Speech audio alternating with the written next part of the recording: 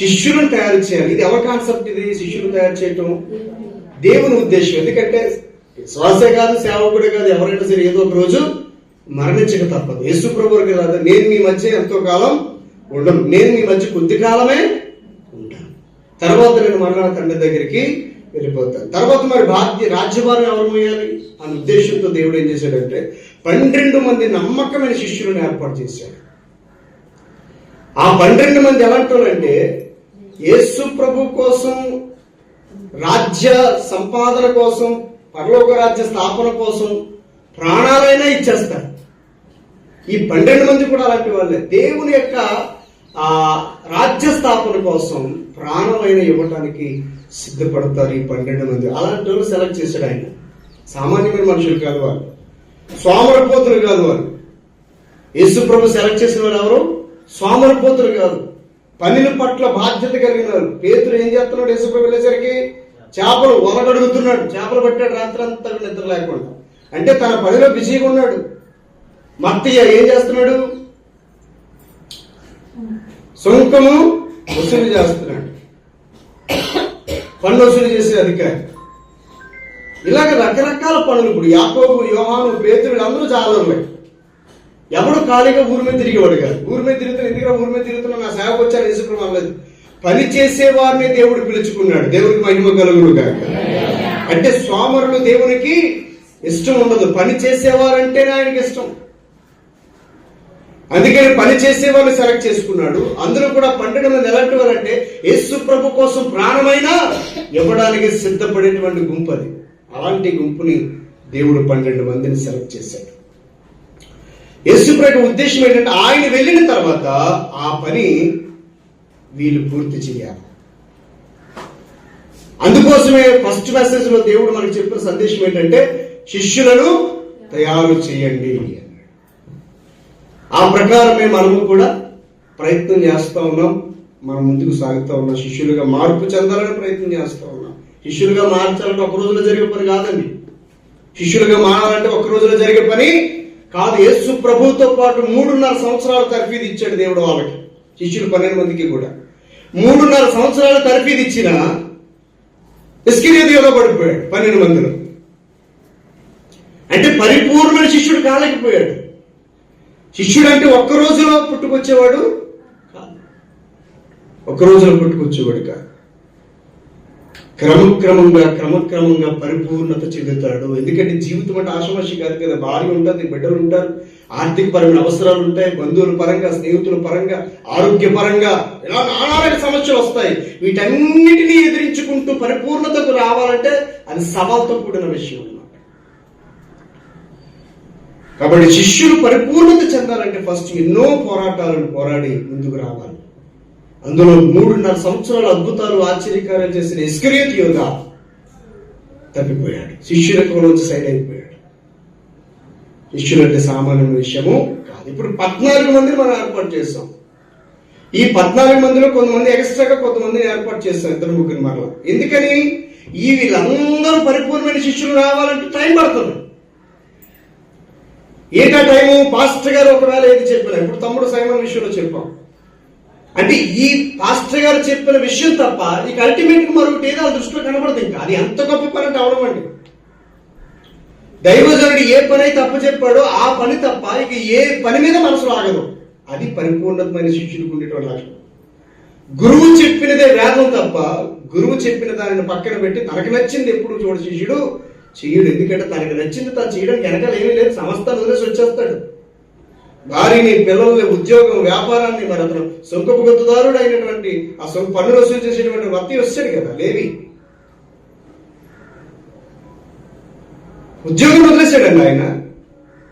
Income tax officer. ఈ రోజుల్లో income tax officer జీతం లక్షల్లో ఉంది. ఆ రోజుల్లో కూడా లక్షల కింద సమానం.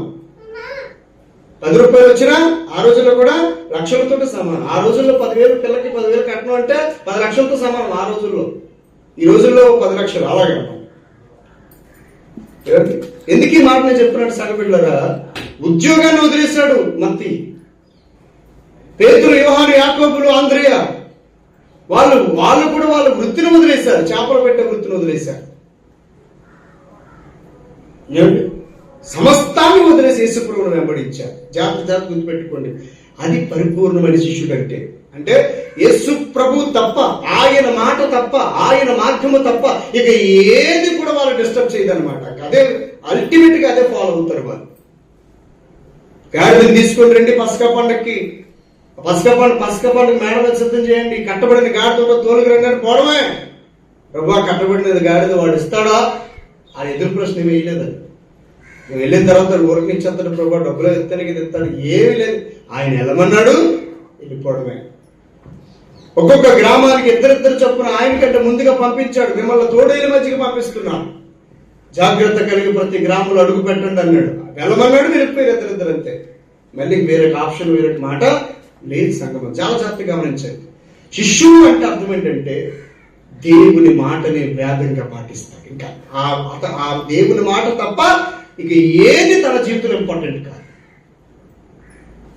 ఏమవుతుందండి? అది పరిచారకుడికి శిష్యుడికి ఉన్నటువంటి గొప్పతనం. ఇది ఫస్ట్ మెసేజ్ మనం నేర్చుకున్నాం. రెండో మెసేజ్, రెండో స్టెప్ ఏం నేర్చుకున్నామంటే శిష్యుడికి సర్వాధికారాలు దేవుడు ఇచ్చాడని కదా వారు మాట్లాడారు.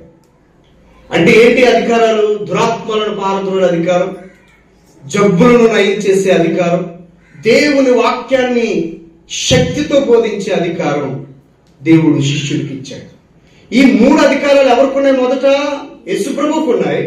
ఆ అధికారాలు ఇప్పుడు ఎవరికి ఇచ్చాడు? శిష్యుడికి ఇచ్చాడు. ఎందుకని? సమస్తాన్ని వదిలి దేవుని రాజ్యం కొరకు వాళ్ళు ముందుకు వచ్చారు కనుక ఈ అధికారం అంతా వాళ్ళకి ఇచ్చాడు. బైబిల్ అపోస్తలుల రాసిన కార్యం 2వ అధ్యాయం 17వ వచనం చదవండి.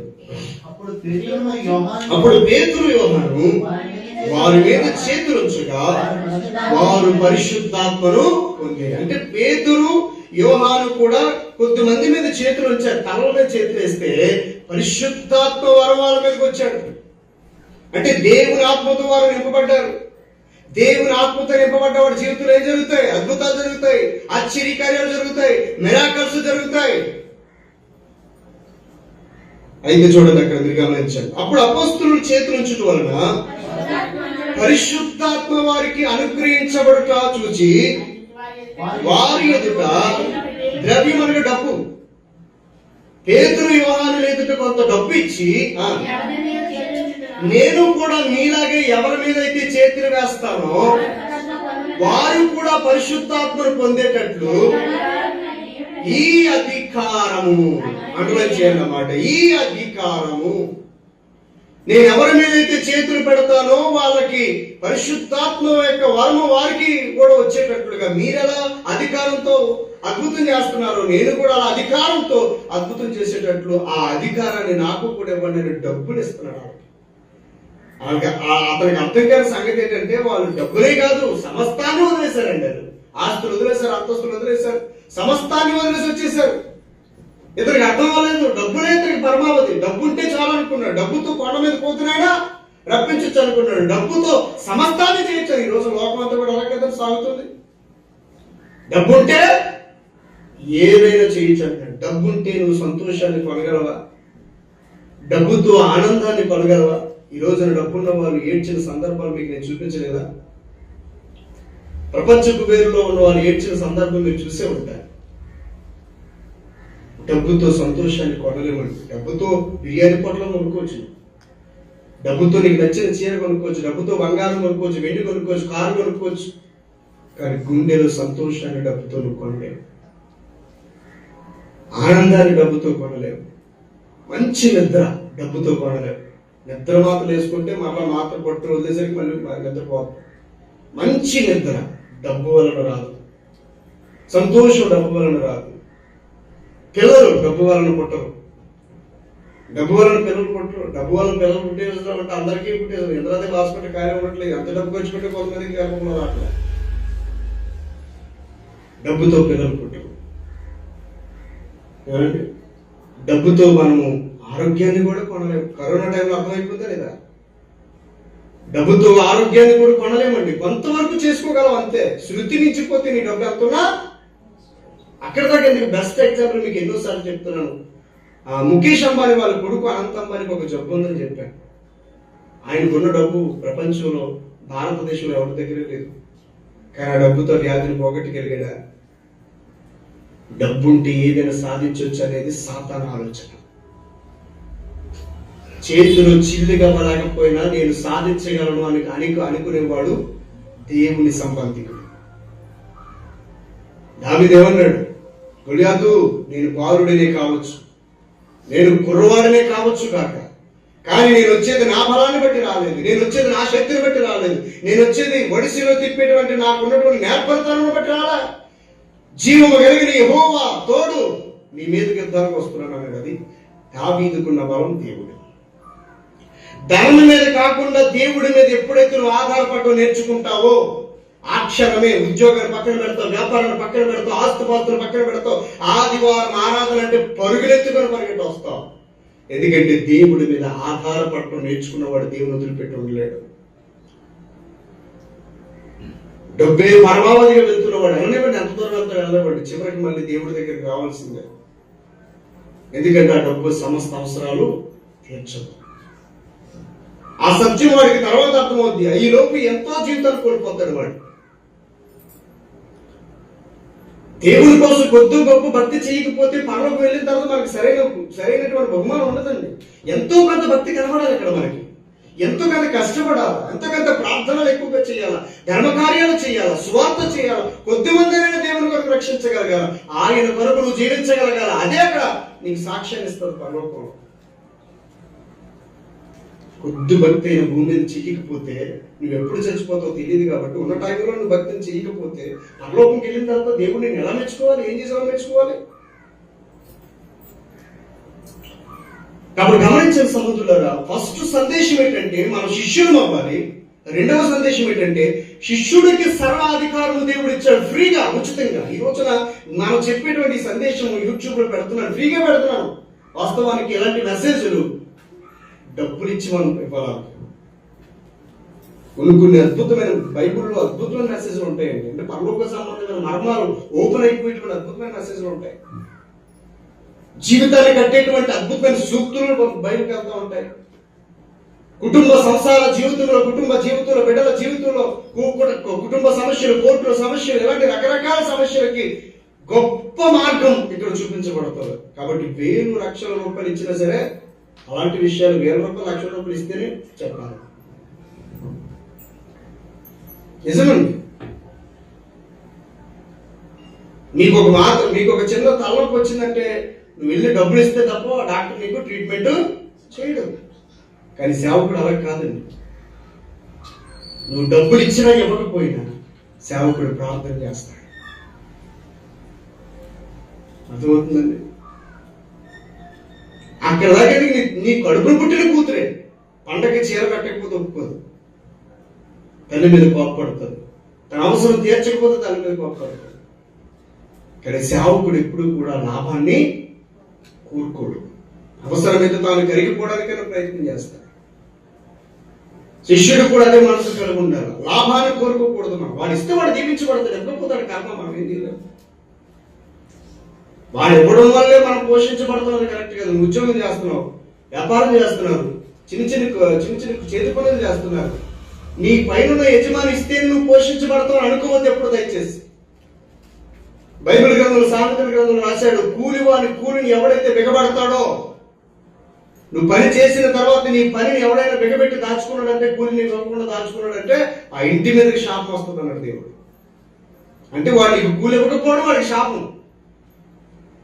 పనివాడు పని చేసిన తర్వాత సాయంకాలానికల్లా కూలి చేతికి ఇచ్చేమన్నాడు. ఎందుకు తెలుసు? ఇంటికి వెళ్ళి తన భార్య పిల్లలు బ్రతక దాంతో కష్టపడ్డవాడికి జీతం దక్కాలి.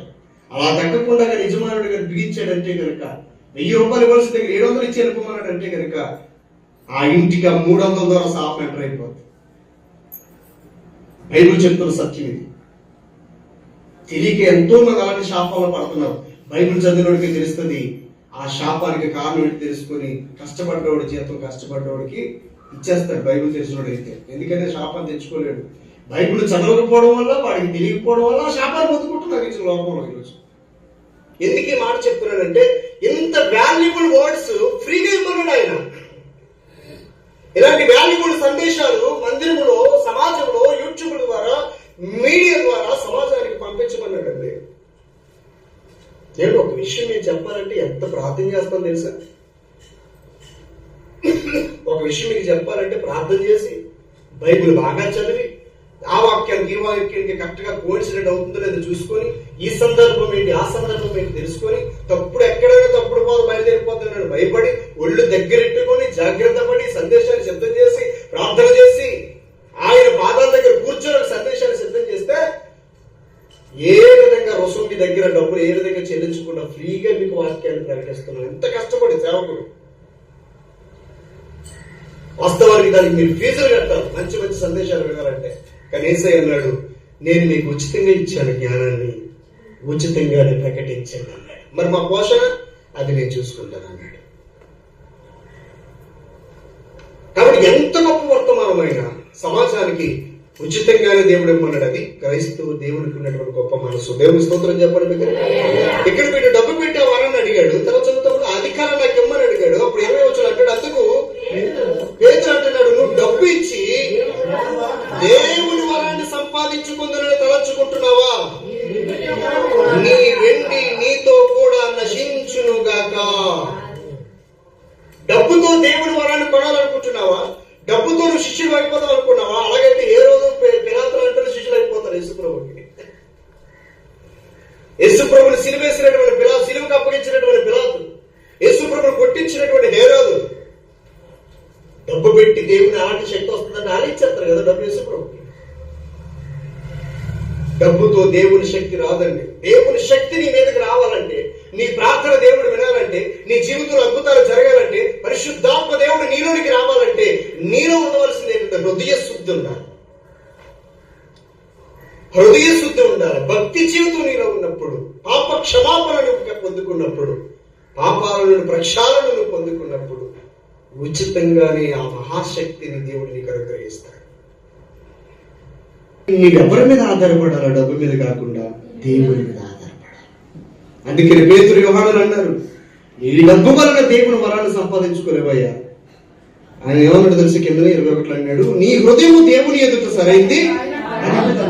దేవుడు వరం మనకు కావాలంటే, దేవుడి కార్యాలు మన జీవితంలో జరగాలంటే నీ హృదయం సరిగా ఉండాలా. నీ హృదయం సరిగా ఉండాలంటే నీ హృదయం ఎలా ఉండాలి? ఫస్ట్ దేవుని ప్రేమించాలా, తర్వాత నిన్ను వల్ల నీ పొరుగు వారిని. యేసుప్రభు దగ్గరికి వచ్చి పూజలు చేసి, యేసుప్రభు దగ్గరికి వచ్చి దశంభాగం ఇచ్చి అడుక్కునేవాడి దగ్గర కనీసం ఒక 10 రూపాయలు నువ్వు ఇవ్వకపోతే ఆయన బాధపడతాడు. ఇక్కడికి వచ్చి నువ్వు పూజలు చేసి ఆకలితో ఉన్నవాడికి కాస్త ఒక ముద్దను అన్నం పెట్టకపోతే, ఇక్కడికి వచ్చి ప్రార్థన చేసి దాహంతో ఉన్నవాడికి ఒక గ్లాసు నీళ్ళు ఇవ్వకపోతే నీ హృదయం దేవుని ఎదుట సరైంది కాదు. దేవుని ఎంతగా ప్రేమిస్తున్నావో నీ సాటి మనిషిని కూడా అలాగే ప్రేమించాలి. ఎందుకంటే అందరినీ సృష్టించింది ఆయనే కాబట్టి. ఈ నర్మం ఎవరికి తెలియదండి. అందుకనే గొడవలు పడుతున్నారు, ఈర్ష్య పడుతున్నారు, అసూయ పడుతున్నారు, ఒకరి మీద కోపాలు పెంచుకుంటున్నారు, గొడవలు కొట్టుకుంటున్నారు, తిట్టుకుంటున్నారు. ఇది వేస్ట్ పని. ఇది వేస్ట్ అన్నమాట. కొట్టుకోవడం, తిట్టుకోవడం, గొడవపడడం వేస్ట్. సాధ్యమైతే కావడానికే ప్రయత్నం చేయండి. లైఫ్ చాలా బ్యూటిఫుల్ గా ఉంటుంది. దేవుని స్తోత్రం చెప్పండి. ఏమండి ఆయన ఏమన్నా తెలుసా? నీ హృదయము దేవుని ఎదుట సరైంది కాదు కనుక ఈ కార్యమందు నీకు పాలు పంపులు లేవు. చూసారా? ఇలాంటి వారము నీకు అనుగ్రహించబడటం అసాధ్యమే. ఎందుకు ఇలాంటి వారు అనుగ్రహించబడటం అసాధ్యం? ఎందుకని? నీ హృదయము దేవుని ఎదుట సరైంది కాదు. దేవుని స్తోత్రం చెప్పండి. హల్లెలూయా.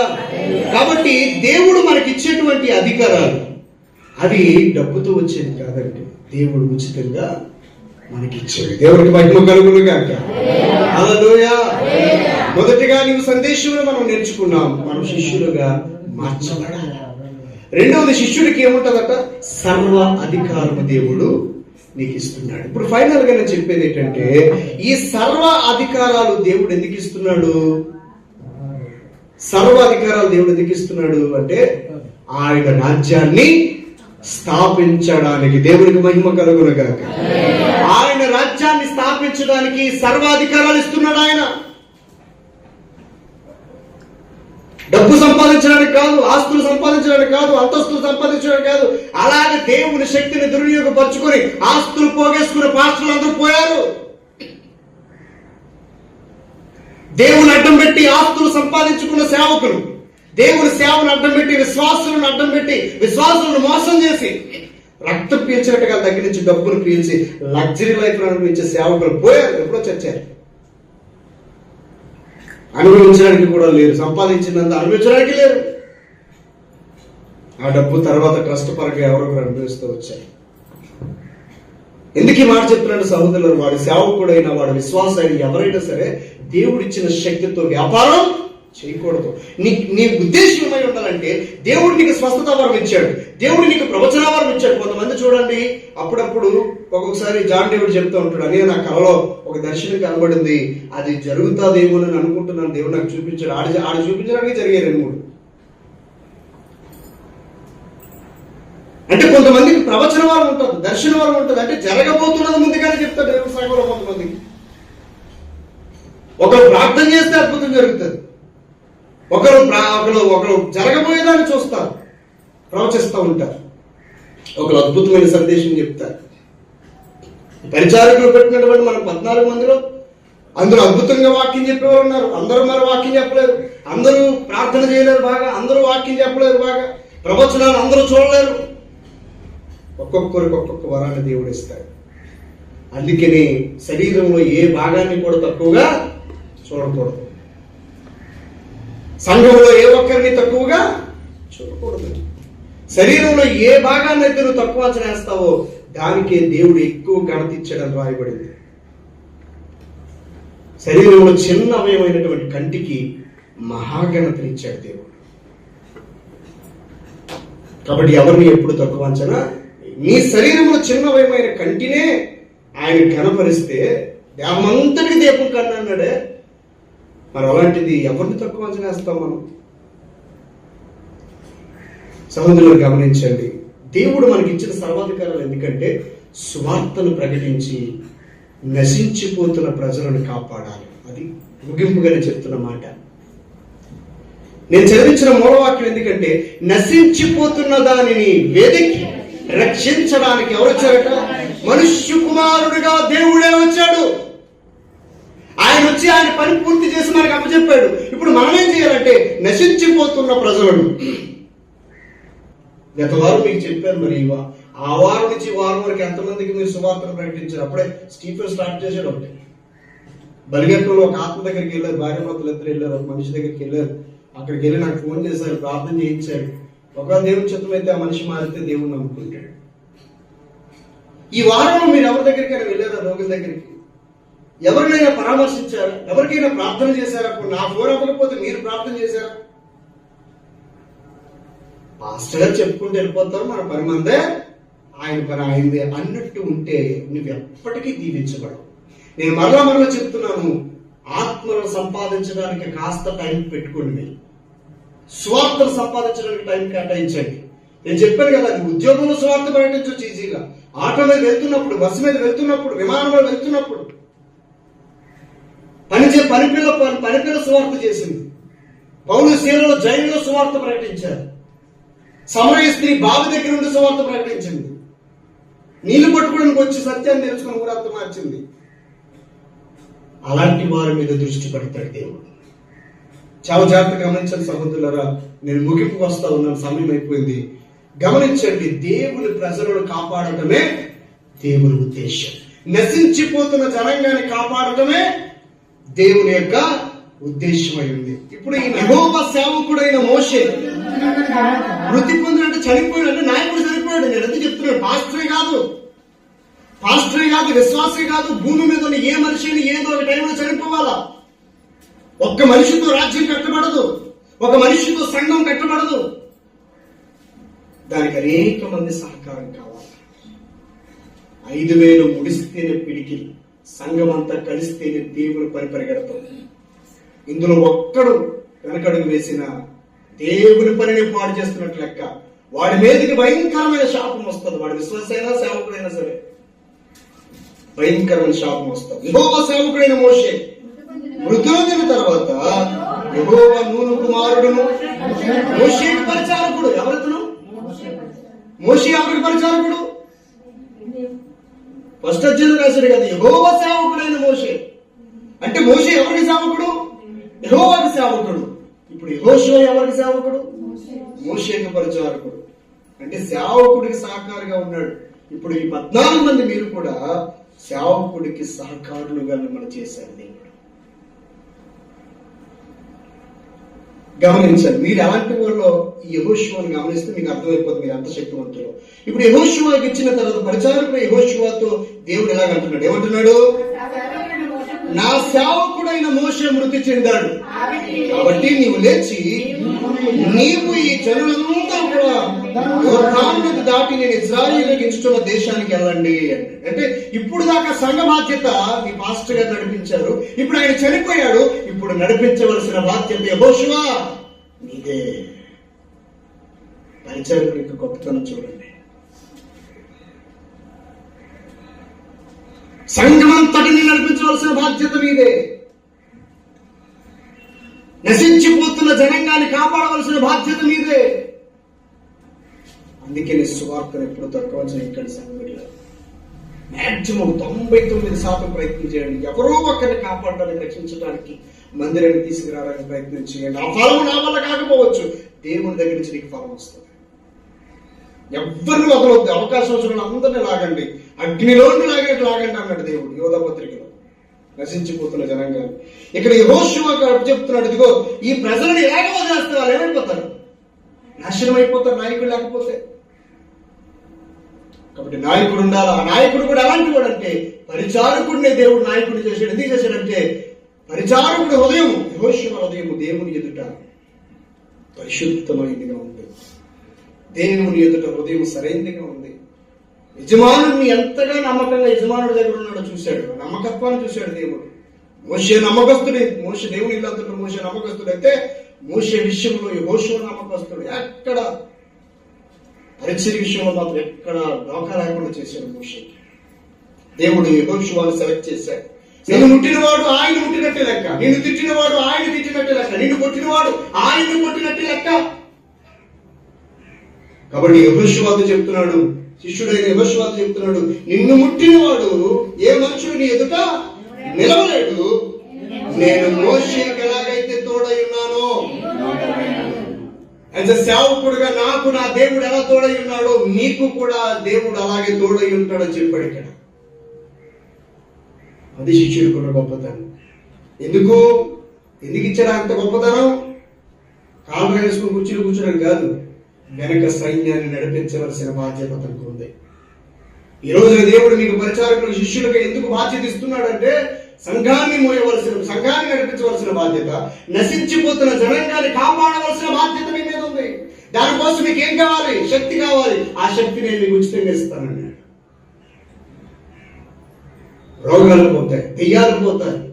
వాక్యం చెప్తే అవతల మార్పు చెందుకుని పరిగెత్తికి రావాలి. డబ్బు పెడితే కాదు, హృదయం మంచిదైతే దేవుడు నీకు అనుగ్రహిస్తాడు. యెహోషువ నేను మోషేకు తోడై ఉన్నట్లు నీకు తోడై ఉన్నా. ఒకవేళ మన దగ్గర చెప్పాల్సి ఉంటే నేను నీ సేవకుడికి అయినటువంటి సుకుమార్కు తోడై ఉన్నట్లు మీకు కూడా తోడై ఉన్నాను, ముందుకు కదలండి అంటాడు మీతో దేవుడు. నేను ఆయనకు తోడైనట్టు నీకు తోడై ఉంటాను. తర్వాత అన్నాడు ఆలోచన, నిన్ను ఎప్పటికీ విడిచిపెట్టను, నిన్ను ఎడబాయను, నిబ్బరము కలిగి ధైర్యముగా ఉండు. దేవుని నామానికి మహిమ కలుగునుగా. నువ్వు ధైర్యముగా ఉండు యెహోషువ. పరిచారకులుగా మార్చబడిన, శిష్యులుగా మార్చబడిన మీరు కూడా ఎలా ఉండాలి తెలుసా? ధైర్యంగా ఉండాలి. ఎందుకంటే ఆయన మిమ్మల్ని విడవడు, ఎప్పుడు వదలండి మిమ్మల్ని. మీ వెన్నంటే దేవుడు ఉంటాడు. ఎందుకంటే అంత యోగ్యతలకు మీరు వచ్చారు. శిష్యుడు అంటే అది, శిష్యుడి కంటే అంత యోగ్యత ఉందండి.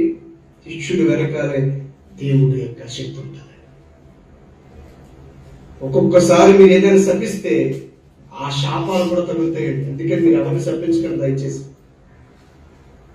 దేవుడు ఏదైనా ఒక శక్తిని మీకు ఇచ్చాడు అనుకోండి, నీకు ఏదంటే అది జరుగుతుంది అన్నాడు అనుకోండి, వెంటనే నీకు ఎవరెవరైతే పగలు ఉన్నారో, ఎవరైతే నీతో గొడవ పెట్టుకున్నారో అందరూ చచ్చిపోయిన కాక ఓంబి బట్ అంటాం.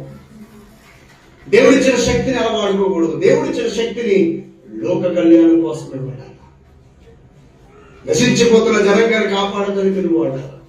యెహోషువ పరిచారకుడైన యెహోషువ, గొప్ప శిష్యుడైన యెహోషువ శపిస్తే ఏమైందో చూడండి. ఇందాక మనం ఏ పట్టణంలోకి వెళ్ళాడు యేసు ప్రభు? ఏ పట్టణంలోకి వెళ్ళాడు యేసయ్య? ఎరుకో పట్టణంలోకి వెళ్ళాడు కదా. ఎరుకో పట్టణం ఎలాంటిదట? శపించబడిన పట్టణం. అది శపించబడిన పట్టణం అగ్నితో కాల్చేశాడు దేవుడు దాన్ని. అలాంటి శపించబడిన పట్టణాన్ని ఎవరు శపిస్తున్నాడో తెలిసి యెహోషువ, ఎవడైతే అది మరలా పట్టణాన్ని కట్టింప పూనుకుంటాడో వాడు ప్రథమ కొడుకు చేస్తాడు. ఎవడైతే దాని తలుపును నిలబెట్టాలనుకుంటాడో వాడు రెండవ కుమారుడు చేస్తాడు. అని ఎవరు ప్రవచించారు? సాక్షాత్తు యెహోషువ ప్రవచించాడు. దేవుని స్తోత్రం చెప్పండి. అయితే అది జరిగిందా లేదా? ఒక శిష్యుడు ప్రవచించిన ప్రవచనం జరిగిందా లేదా? ఒక శిష్యుడు శపించినటువంటి ఆ శాపం తగిలిందా లేదా? తగులుతుందా లేదా చెప్పండి. ఏమో తగులుతుందా లేదా? తగిలితే ఎక్కడ తగిలింది చెప్పండి.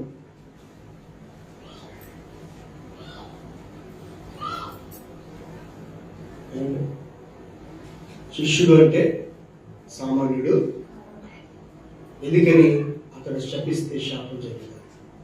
ఇప్పుడు మీరున్న శిష్యులుగా మార్చబడిన వారు, మీరు శపిస్తే ఖచ్చితంగా మనస్ఫూర్తిగా శపించారంటే ఖచ్చితంగా జరుగుతారు.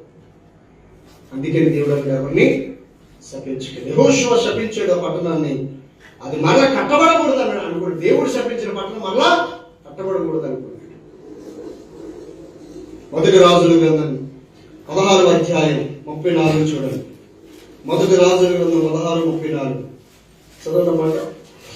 తర్వాత ఏం జరిగిందో చూడండి. కొంతకాలం తర్వాత యెహోషువ చనిపోయాడండి. యెహోషువ చనిపోయాడు.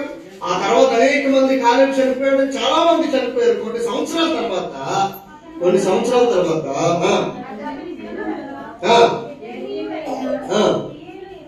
ఎన్నో వచ్చిన చూస్తున్నారమ్మా? 34 చదువుతారు. అతని దినములలో బెకినీయుడైన హియేలు, ఏ పేరు అతని పేరు? హియేలు అనేటువంటి ఆయన ఎరుకో పట్టణమును కట్టించాడు. ఎప్పుడైతే ఎరుకో పట్టణాన్ని కట్టించిన తర్వాత అతడు దానికి పునాది వేశాడు, అహీరాము అను అతని జ్యేష్ఠ పుత్రుడు. చూసారా? ఒక శిష్యుడు శపించిన శాపం తగులుతుందా? ఎస్, తగులుతుంది. ఎందుకని? ఆ శక్తి దేవుడు అనిపించాడు. శిష్యుడు కూడా సామాన్యం కాదండి. సమస్తాన్ని వదులుకోని శిష్యుడు దేవుడు వెంబడిస్తున్నాడు అంటే అంత ఈజీగా వదులుతాడు. వాళ్ళకి సర్వశక్తుని కూడా. యెహోషువ శపించినట్లుగానే ఆ మహారాజు పట్టణాన్ని కట్టించడం కోరుకున్నాడు. చెప్పే ఉంటారు ఎంతో మంది శాపం ఉందంటే ఆ పట్టణంలోకి వెళ్తారు. ఆయన తెగించి వెళ్ళాడు. పట్టణాన్ని కట్టించడానికి పునాది వేశాడు. మొదటి కుమారుడు చనిపోయాడు. తర్వాత దాని గౌరవను ఎత్తగా సెగుబు అను అతని కనిష్ఠ పుత్రుడు చనిపోయాడు. ఇది 3 కుమారుడైన యెహోషువ ద్వారా యెహోవా సెలవిచ్చిన మాట చొప్పున సంభవించను. దేవుని నామానికి మహిమ కలుగును గాక. అంటే దేవుడు సెలవిస్తేనే యెహోషువ శపించాడు. మీరు గుర్తుపెట్టుకోండి. ఆ ఎరుకో పట్టణాన్ని శపించింది ఎవరు? ఎరుకో పట్టణాన్ని శపించింది ఎవరు? మొదట దేవుడు. అంటే దేవుడు దేన్నైతే శపిస్తాడో అది శిష్యుడికి కూడా శపించబడిన పట్టణం. దేవుడికి ఏదైతే నచ్చుతో శిష్యుడికి నచ్చదు. దేవుడికి ఏది నచ్చుతుందో శిష్యుడికి కూడా నచ్చుతుంది. దేవుడు కోపపడిన ఉగ్రరూపం చూపించాడు ఎరుకో మీద. అదే కోపాన్ని యెహోషువ చూపించాడు. ఆ పట్టణం ఆయన చెప్పినట్లుగానే, యెహోషువ చెప్పినట్లుగానే ఆ రాజు 2 కొడుకులు కూడా చనిపోయారు. కానీ పట్టణం కట్టబడింది. శపించబడిన పట్టణం ఏమైంది? కట్టబడింది. కానీ ఆ కట్టబడిన ప్రాంతానికి యేసయ్య వెళ్ళాడు. గట్టిగా చప్పట్లు కొట్టాడు. అంటే మీరు అర్థం చేసుకునే ఎరుకో పట్టణం అంటే అర్థం ఏంటంటే శపించబడిన పట్టణం. ఎరుకో పట్టణం అంటే అర్థం ఏంటంటే నశించిపోయిన పట్టణం. అలాంటి పట్టణంలో జీవిస్తున్నాడు జక్కయ్య. శాపపు శపించబడిన పట్టణం, నశించిపోయిన పట్టణంలో నివసిస్తున్నాడు జక్కయ్య. పట్టణం అనగా భవనాలు కాదు. పట్టణం అనగా మనుష్యులు. ఎరుకోలో నశించిపోతున్న జనాంగాన్ని కాపాడటానికి జక్కయ్య ద్వారా యేసయ్య పవిత్రమైన పాదం శపించబడిన పట్టణంలో అడుగు పెట్టాడు. దేవుడి నామానికి మహిమ కలుగును గాక. ఇది ఎంత అద్భుతమైన సందేశం అండి ఈరోజు మీకు. ఎప్పుడో కొన్ని 100,000 సంవత్సరాల క్రితం శపించబడిన ఎరుకో పట్టణం యేసయ్య పాద ముద్రలతో ప్రక్షాళన చేయబడింది. పట్టణం అంతా కూడా ఏ పట్టణాన్ని యెహోవా దేవుడు శపించాడో ఆ పట్టణాన్ని యేసు ప్రభు దేవుడు రక్షించాడు. ఆ శాపమంతా ఎరుకో పట్టణం యొక్క శాపమంతా, ఎరుకో పట్టణంలో ప్రజల యొక్క శాపమంతా ఎవరి మీద వేసుకున్నాడు? యేసు ప్రభు తన మీద వేసుకున్నాడు. ఆ మాటకు వస్తే శపించబడిన భూమి శపించబడలేదండి. భూమి శపించబడలేదా? భూమి శపించబడింది ఆదాము హవ్వలు చేసిన తప్పు వల్ల. కానీ భూమి శపించబడిన భూమి మీద ఉన్న జనులందరి పాపములు ఆయన మీద వేసుకున్నాడు. ఎంత గొప్ప దేవుడు! అమూల్యమైన ఆయన పాదం ఎరుకో పట్టణంలో పెట్టాడు. ఎరుకో పట్టణంలో పెట్టి జక్కీ దగ్గరికి వెళ్ళాడు. జక్కీ డబ్బేలకు పరమావిధి అనుకున్నాడు. డబ్బే పరమావిధి అనుకున్నాడు. కానీ ఇప్పుడు ఆ డబ్బుని పక్కన పారేసి ఆ డబ్బంతా పనిచేసి యేసయ్య పాదాలు పట్టుకున్నాడు. అప్పుడు అద్భుతంగా ఆయన చెప్తున్న మాట చూడండి సహోదరులు. లూకా రాసిన సువార్త 19వ అధ్యాయం ఆయన చెప్తున్న మాట, యేసు ప్రభువు చెప్తున్న మాట ఏంటంటే 6వ వచనం చదవండి, 8వ వచనం చదవండి. జక్కయ్య నిలబడి, ఇదిగో ప్రభువా, నా ఆస్తిలో సగము పేదలకు ఇస్తున్నాను. నేను ఎవరి దగ్గరైనా అన్యాయముగా ఏదైనా తీసుకుంటే అతనికి 4 మరలా చెల్లించులని ప్రభువుతో చెప్పాను. అందుకు యేసు అంటున్నాడు, ఇతడును అబ్రహాము కుమారుడే. ఎందుకనగా నేడు ఈ ఇంటికి రక్షణ వచ్చింది. ఇప్పుడు దాన్ని కంటిన్యూ చేసి చదవండి. నశించిన దానిని వెతికి రక్షించుటకు మనిషి కుమారుడు వచ్చాడు. దేవుని నామానికి మహిమ కలుగును గాక. నశించిపోతున్న జక్కయ్య మాత్రమే కాదండి, నశించిపోతున్న ఎరుకు పట్టణం అంతటినీ కూడా ఆయన రక్షించాడు. ఆయన టార్గెట్ పెట్టాడంటే తిరిగి లేదు. ఒక్క మనుష్యుడికి సువార్తను ప్రకటించడానికి వెళ్ళాడు ఆ ఇంటికి. నా ప్రియమైన సంగమా, శిష్యులుగా మార్చబడిన మనం, సర్వాధికారాలు పొందుకున్న మనం ఖాళీగా ఉంటే కాదు, ఒక్క మనుష్యుడికైనా నువ్వు సువార్తను ప్రకటించాలా. జక్కయ్య కోసం ఏమో రాయబడింది తెలుసండి? మిక్కిలి ధనవంతుడు ఆయన. అలాంటి వ్యక్తి సువార్తను వినగానే ధనాన్ని నీళ్లు చల్లినట్లుగా చల్లేసి యేసయ్యను హత్తుకున్నాడు. ఈ ఇంటికి రక్షణ వచ్చింది. నేను ఎందుకు మాట చెప్తున్నాను సహోదరులారా? అలా నశించిపోతున్న ప్రజలు ఎంతోమంది ఉన్నారండి. మన ఊర్లో లేరా? మన గ్రామంలో లేరా? మన ప్రాంతంలో లేరా? ఇరుగు పొరుగు వారు లేరా? ఎంతో మంది ఉన్నారండి. మన బంధువుల్లో, స్నేహితుల్లో లేరా? నీ ఫ్రెండ్స్ లో లేరా? నీ స్నేహితుల్లో లేరా? నీ ఇరుగు పొరుగు వారు లేరా? ఒక్కరికైనా దేవుని సువార్తను ప్రకటించి నువ్వు రక్షించడానికి కోరుకుంటే దేవుని రాజ్య స్థాపనలో అసలు శిష్యుడివి, శిష్యురాలు మీరు అవుతారు. దేవుని స్తోత్రం చెప్పండి. ఆఖరికి ఒక మాట చదువు. 1 కొరింథీయులకు రాసిన పత్రిక ఆఖరి మాట ఇది. 1 కొరింథీయులకు రాసిన పత్రిక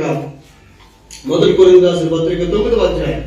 1 కొరింథీయులకు రాసిన పత్రిక 9వ అధ్యాయం 14వ వచనం చదవండి. 16వ వచనం చదవండి.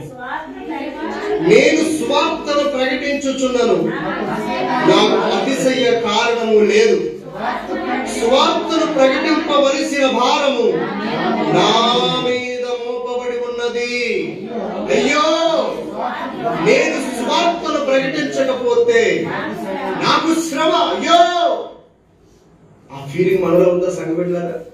అయ్యో, ఈ రోజు ఒక్కరికైనా నేను సువార్త చెప్పలేకపోయానే, ఎంత దౌర్భాగ్యమైన పని చేశానే అని బాధపడుతున్నాడు పౌలు. అయ్యో, ఒక్క రోజైనా ఒక్క ఆత్మ నేను సంపాదించకపోతే నాకు శ్రమ. చూడండి, సర్వ అధికారాలు శిష్యుడికి ఇచ్చినప్పుడు శిష్యుల అధికారాలు ఉపయోగించి ఒక్క ఆత్మను కూడా రక్షించకపోతే ఎవరికి శ్రమ? శిష్యుడికి శ్రమ. సువార్త ప్రకటించవలసిన భారం మన మీద. దేవుని నామానికి మహిమ కలుగును గాక. యేసు ప్రభు యొక్క సర్వశక్తులు శిష్యులకు ఇచ్చాడు. శిష్యులు ఏం చేశారు తెలుసా? ఆ శక్తులతో ఏం చేశారు? ఓరనే కూర్చోలేదు, దేవుని కొరకు బలమైన పని చేశారు. అయితే ఇక్కడ మీరు ఒక గుర్తు పెట్టుకోండి, శిష్యులుగా మార్చబడిన తర్వాత ఫస్ట్ మీకు ఏమొస్తుంది తెలుసా? శ్రమలు వస్తాయి. అస్సలు వాటిని మీరు చూడకండి. ఎందుకో తెలుసా? నిజంగా యేసయ్య మీద మీకు ప్రేమ ఉంటే ఎన్ని శ్రమలు వచ్చినా డోంట్ కేర్ అంట. ఆయనకి నీ మీద ఎంత ప్రేమ ఉందంటే 1:39 కొరడా దెబ్బల శరీరాన్ని చీల్చేస్తూ ఉంటే ఆయన నవ్వుతున్నాడు. ముఖం మీద గుద్దుతుంటే నవ్వుతున్నాడు, ఉమ్మేస్తే నవ్వుతున్నాడు, కిరీటం పెట్టి నొక్కి పెడితే రక్తం శరీరం బుర్రలోంచి రక్తం చిమ్ముతూ ఉంటే నవ్వుతున్నాడు. జనాలందరూ ఏడుస్తూ ఉంటే నా కోసం మీరు ఆడవద్దు, మీకోసం మీ పిల్లల కోసం ఏడవన్నాడు. ఏంటి విచిత్రం? అంత శక్తి ఎలా వచ్చిందండి అతనికి? శరీరం నుంచి అయిపోతున్నా సరే అంత శక్తి ఆయనకి ఎలా వచ్చిందంటే ఆయన మనుష్యులను అంతగా ప్రేమించాడు. దేవుని నామానికి మహిమ కలుగును గాక. నీవు నిజంగా యేసు ప్రభువును అంతగా ప్రేమిస్తే ప్రతి శిష్యుడు కూడా ఎన్ని శ్రమలు వచ్చినా మరలా వెనుకడుగు వేయడు. ఎందుకంటే అంత ప్రాణం కంటే ఎక్కువ యేసు ప్రభువును ప్రేమించేవాడికి శ్రమలు అసలు పట్టించుకోడు. బిడ్డను ప్రేమించే తల్లి పురుటి నొప్పులని ఆభరిస్తుందో ఒక ఆత్మను కాపాడాలనుకున్న వాడికి ఎన్ని శ్రమలు వచ్చినా అస్సలు లెక్కించదు. ఎందుకంటే వాడు బ్రతికున్నదే దేవుడి దైవాన్ని అంటాడు. నన్ను కొట్టేవనుకోండి, నన్ను కదా కొట్టినట్లు, యేసు ప్రభువును కొట్టినట్లు. ఎందుకంటే నాలో నేను ఎప్పుడో చచ్చిపోయాను. ఇప్పుడు నాలో ఉన్నది ఎవరు? యేసయ్యే నాలో ఉన్నాడు. అపోస్తలుల రాసిన కార్యములు మాట్లాడతాడు చూడండి. అపోస్తలుల రాసిన కార్యములు 3వ అధ్యాయం అనుకుంటా. ఒకసారి ఆ మాట చూడండి. అపోస్తలుల రాసిన కార్యములు 5వ అధ్యాయం 40 వచనం చదువుతుంది. 40 వచనం చదవండి. అపోస్తలుల కార్యములు 5:40. వారు అతని మాటలు సమ్మతించి అపోస్తలులు అనగా యేసు ప్రభు శిష్యులను పిలిపించి కొట్టించి యేసు నామమును బట్టి బోధింపకూడదని ఆజ్ఞాపించి వారిని విడుదల చేసిరి. ఇది శ్రద్ధగా ఆలకించండి ఈ మాట. ఏం చేశారు అపోస్తలులు? ఏం చేశారండి? కొట్టించారండి. కొట్టించినప్పుడు మామూలుగా ఇలా కొడతారా? కొరడాలతో కొట్టించారు. కొరడాలతో కొట్టించినప్పుడు నిజంగా సర్వాధికారులు కలిగిన శిష్యులు ఏం చేయాలి? ఆకాశం నుండి అగ్ని దిగి వచ్చి ఏలియా ప్రార్థించినట్లు మమ్మల్ని ఎవరైతే కొరడాలతో కొట్టారో వాళ్ళని అగ్ని దహించి వేరుగాక అన్నారు అనుకోండి. వస్తుందా అగ్గి?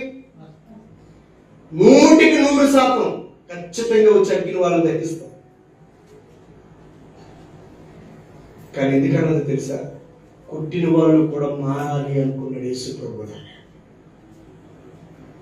శిష్యులందరూ సైనికులందరూ బాధేస్తూ ఉంటే కొడాలతో కొడుతూ ఉంటే ఆయన ఏమన్నాడండి? తండ్రి వీరేమి చేస్తున్నారు వీరెరుగురు గనుక. అంతగా సైనికులు కొట్టిన యేసు ప్రభు యొక్క ఆలోచన ఏంటో తెలుసా? నన్ను కొట్టిన వాళ్ళు చావాలని అనుకోలేదు. తండ్రి నీకు ఇష్టమైతే వీరిని క్షమించన్నాడు. అదండి దేవుని ప్రేమ. శిష్యులు కొట్టే వాళ్ళు ఏమన్నారు తెలుసా? క్షమించమన్నారు తప్ప వాళ్ళని శపించలేదండి. ఎందుకో తెలుసా? శపిస్తే చచ్చిపోతారు. చచ్చిపోవడం అనేది దేవుని ఉద్దేశం కాదు, చనిపోవడం దేవుని ఉద్దేశం కాదు. ఏమవ్వాలా? ఆ వ్యక్తి మారు మనస్సు పొందాలా. అది అందుకే శిష్యులుగా మార్చబడిన మీరు, నేను, మనందరినీ కూడా ఎవరైనా మనల్ని కొట్టినా, బాధించినా, తిట్టినా తొందరపడొద్దు. వారిని ప్రేమించండి, వారు మారాలని కోరుకోండి. అది దేవుని సంకల్పం. అది శిష్యులకు ఉన్నటువంటి ఓపిక, సహనం, ఓర్పు ఉండాలి శిష్యుడికి. వాళ్ళు కొట్టి యేసు నామములో మనల్ని బోధించొద్దండి. ఏం చేశారు? చదువు 41 చదవండి. ఏ నామం కొరకు? యేసు ప్రభు నామము కొరకు అవమానాలు పొందినా సరే మాకు సంతోషమే. ఎంచబడి వారు సంతోషించుచు మహాసభ ఎదుటి వెళ్ళిపోయి ప్రతి దినము దేవాలయములోను అలాగే ఇంటింటను మానక సువార్తను ప్రకటించుచు యేసే క్రీస్తుని ప్రకటిస్తున్నారు. గట్టిగా చెప్పండి కొట్టాడు దేవుడికి. హల్లెలూయా. ఇది అంటే ఆఖరిగా మీరు నేర్చుకోవాల్సింది. శిష్యుడు అంటే ఎలా ఉంటారు? సమస్తాన్ని వదిలేయడం దేవుడు సర్వాధికారాలు ఇచ్చాడు. సర్వాధికారాలు ఇచ్చిన శిష్యుడు ఏం చేస్తాడు తెలుసా? ఆ అధికారం ఎలాంటి దగ్గర ఉపయోగించట్లేదు. కుంటి వాడిని లేపే దగ్గర ఉపయోగించాడు. చనిపోయిన వాడిని లేపడానికి ఉపయోగించారు. కుష్ఠరోగులను బాగు చేయడానికి ఉపయోగించారు.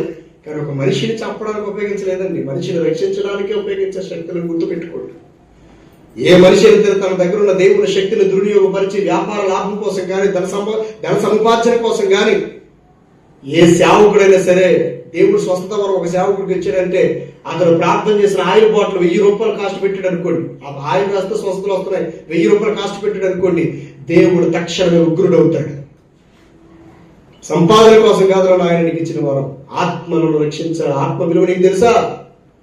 ఆత్మ విలువ తెలుసా? ఈ భూమి మీద బంగారం అంతా ఒక పక్కన పెట్టిన, ఈ భూమి మీద బంగారం వెండి అంతా ఒక పక్కన పెట్టిన, ఈ భూమి మీద ఆస్తులను ఒక పక్కన పెట్టిన, ఈ భూమి మీద సిరి సంపదను ఒక పక్కన పెట్టిన ఒక మనిషి ఆత్మతో సరితూగమన్నాడు దేవుడు. ఏమనుకుంటున్నావు? ఒక మనిషి రక్షించబడ్డ మన సామాన్య విషయం కాదు. ఆ మనిషిని కాపాడడానికి సాక్షాత్తు దేవుడే పరలోకాన్ని విడిచిపెట్టి వస్తే నువ్వెవరో పదికి పరక్కి కక్కుర్తి పడుతున్నావు మనిషి మీద. 10 రూపాయలకి 20 రూపాయలు కక్కుర్తి పడి ఒక మనిషిని చంపేస్తావా? 10కి 20 కక్కుర్తి పడి నరకాన్ని తీసుకుపోతావా నీ బోధ ద్వారా? మరి కానుక ఇస్తే ఎంత, ఇవ్వకపోతే ఎంత, ఉన్నది ఉన్నట్లుగా చెప్పాలి ఖచ్చితంగా సేవకుడు. ఆయన ఇచ్చే కానుక వల్ల కాదు నువ్వు బ్రతికేది. డబ్బు సమస్య కాదు అసలు సేవకుడికి. దేవుడు తలుచుకుంటే లగ్జరీలోకి ఇచ్చేస్తాడండి బాబు. ఇది యోగ్యమైంది కాదు భూమి మనకి, అందుకే ఇవ్వడం. భూమి యోగ్యమైంది కాదు మనకి, అందుకే కార్లు బంగ్లాలు మనకి ఇవ్వడం తొందరగా. ఎందుకంటే ఇదంతా నాశనం అయిపోద్ది. అసలు బంగ్లా కడుతున్నాడు అక్కడ, దానికోసం చూడాలి మనం. నిత్యం విమర్శించే యుగయుగాలు తండ్రితో గడిపేటువంటి రాజ్యం కొరకు మనం సిద్ధం చేస్తున్నాడు ఆయన. అది అల్టిమేట్ కూడా ఆయన దృష్టిలో. ఈ భూమి అసలు లెక్కే కదా ఆయనకి. ఆయన తలుచుకుంటే నీ ఇంటి వాటిట్లో పడతాయి బంగారపు కాసులు.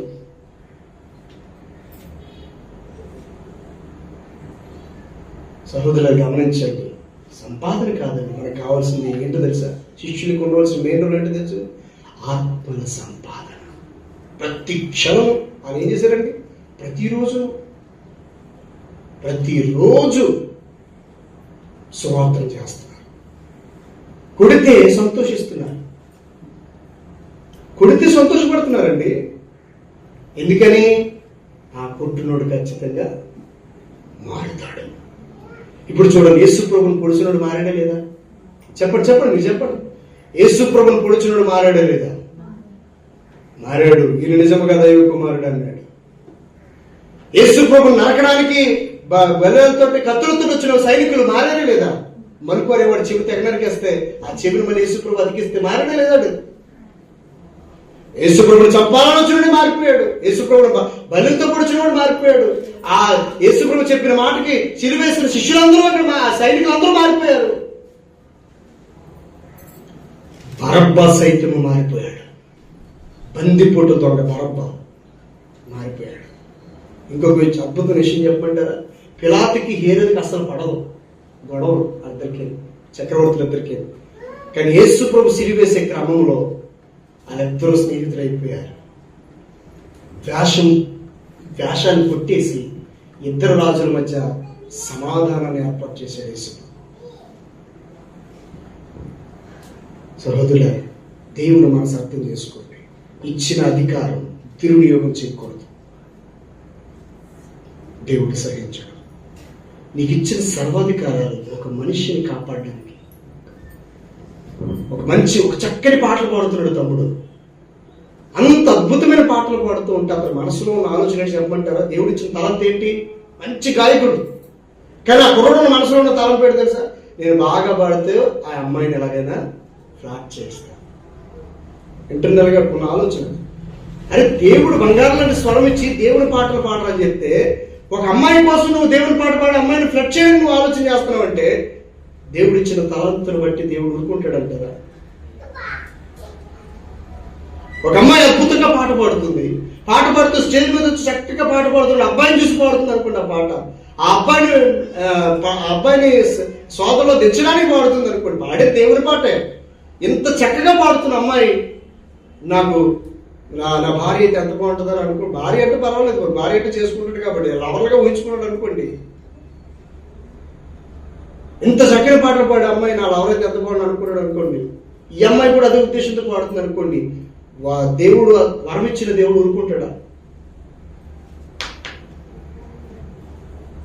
ఏమండి? అలా కాకుండా దేవుడు నీకు ఇచ్చిన స్వరం, దేవుడు నీకు ఇచ్చిన పాట, దేవుడు నీకు ఇచ్చిన మాట, దేవుడు నీకు ఇచ్చిన సువార్త, దేవుడు నీకు ఇచ్చినటువంటి టాలెంట్స్ కనుక ఒక మనిషిని కాపాడడానికి వాడితే ఏమండి? పండు ప్రేమ్ కుమార్ గారు పాడిన పాట సతీష్ కుమార్ గారిని మార్చేసింది. ఏ పాట తెలుసది? ఆయన ఏదో ఇంటర్వ్యూలో చెప్పాడు. గుడిగోడలో లేడు దేవుడు, మరి ఏ పాట కానీ సరిగా నాకు లేదు. ఒక ఇంటర్వ్యూలో చెప్పాడు. పండు ప్రేమ్ కుమార్ గారు పాడిన పాట విని ఈ రోజున లక్షల మంది ప్రజలకు ఆశీర్వాదకరంగా మారిపోయాడు సతీష్ కుమార్. ఒక్క పాట.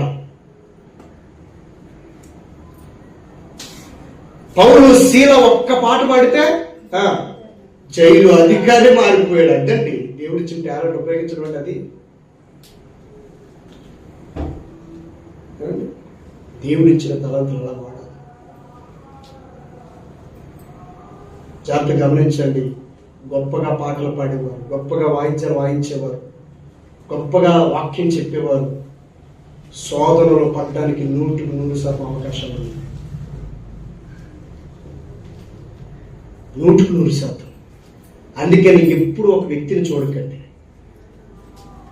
అంత గొప్ప సింగరే పడిపోయాడు, అంత గొప్ప స్పీకరే పడిపోయాడు, వాడు మనిషిరా, పడతాడు ఖచ్చితంగా. ఆయన టార్గెట్ చేసేదే సాతాను. ఆయన చూడొద్దంటున్నా నేను. అందుకనే ఏ సేవకుని చూడకండి, ఏ విశ్వాసుని చూడకండి. నువ్వు చూడవలసింది ఎవరంటే గురి వద్దకే. ఎవరు చూడాలంటే నజరేయుడైన యేసు వైపు నువ్వు చూడాలా. దేవుడికి మహిమ కలుగును గాక. ఎందుకంటే ఏర్పాటు చేయబడిన వారిని సైతం నాశనం చేస్తున్నాడు దుష్టుడు. భక్తి పరులను సైతం లాగుతాడని లాగుతాడు. మహాభక్తుడు దావీదుని లాగేశాడు కిందకి. మహాభక్తుడు ఇస్కరియోతు యోధాని లాగేశాడు కిందకి. ఇలా చెప్పుకుంటూ పోతే ఎంతో మంది ఇస్తుంది. మహాబలవంతుడైన సంసోనే లాగేశాడు సాతాను కిందకి. ప్రపంచంలో అత్యధికమైన జ్ఞానం కలిగినటువంటి, జ్ఞాన సముపార్జన కలిగినటువంటి సొలొమోను మహారాజుని కిందకి లాగేశాడు. మనమే పడ్డాడు డాక్టర్.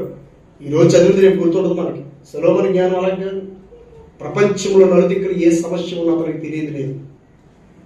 అంతటి మహాజ్ఞానే సాతాను వల్ల పడిపోయాడు. మనుషులు అంతేనండి. మనుషుల మీద మన నమ్మకం పెట్టుకోకూడదు. మనుషులు రోల్ మోడల్గా తీసుకోకూడదు. నువ్వు రోల్ మోడల్గా ఎవరు తీసుకోవాలంటే యేసు ప్రభువుని తీసుకోవాలి. అప్పుడు నువ్వు పడే అవకాశం లేదు. ఇంకా పడే అవకాశం లేదు. ఎంతమంది పడినా నువ్వు నిలబడిపోతావు. ఎందుకంటే నీ రోల్ మోడల్ ఎవరై ఉన్నారు? యేసు ప్రభు అన్నాడు. సహోదరుల విషయంలో గమనించు. దేవుడి మాటలు మనలో ఫలింపచేయును గాక.